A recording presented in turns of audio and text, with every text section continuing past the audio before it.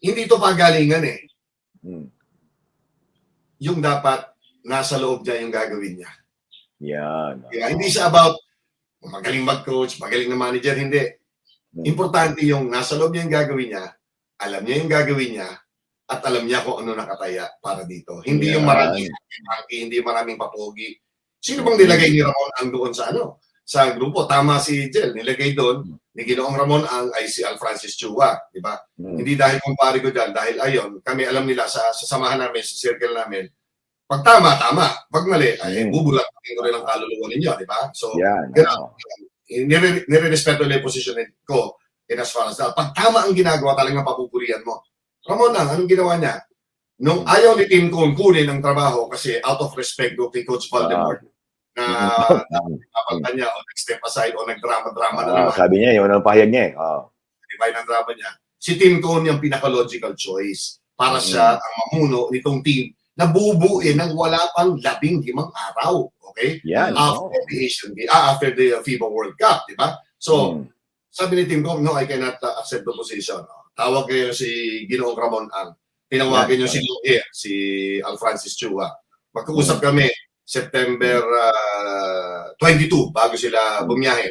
Delay kasi sila ng 1 day para makapag-ensayo. Imagine nyo, nagkukumahog yung team na ito ng pag-alis ng Pilipinas na hindi nga nila alam kung ilang beses na dali.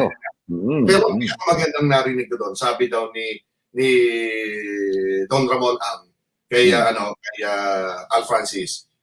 So Alay, sabihin mo kay Tim Cone, do this for country. Gawin mo ito yun ang nakarating kay Tim Cone. Pero ano yan, hindi nung araw na yan, yung previous pa, siguro mga 10 days before natanggapin ni Tim Cone. Ayaw na ni Tim Cone alam niya yung pressure. Alam niya kung mabapas. Pero alam mo si Tim Cone is one who will not run away from any challenge. Pagtignan niyo sa Amerikano, pero he has fully embraced yung kultura ng mga Pilipino pagdating sa basketball.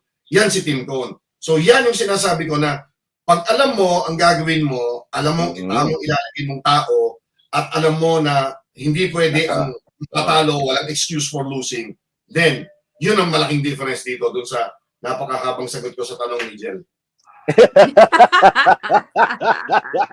Pero maliwanag, maliwanag. Kasi hindi ito technical lang, no? Maraming forces in play dito. Pero ang kagandahan niyan, Chino, tayo naman lagi ganito, mga Patriots, di ba? Kung sinabihan ka na para sa bayan, paano ka tatanggi? Di ba? Paano ka tatanggi kung ang nire-represent mo na bayan mo? Mahirap tanggihan yan. Yan, di ba? Pwede pa lang basahin ang comments dito. No? Yan, si Jel. Sige. Si Chino lang natin na nagbabasa ng mga comments. Ito, si Jel mo naman to. Ayaw ko lang basahin yung susunod na comment niya. Ikaw magbasa ito, mahal ko, Daniel. Ina, hindi ko yung ito si Jel, sipag eh. Sipag ni Jel, basahin mo. Nakikita mo ba, Michael? May access ka ba? Magaling. Ano ba to?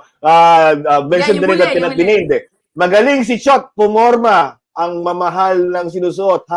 Sa fashion show dapat pinasok. Ano ba to? Ika-commentan ba to?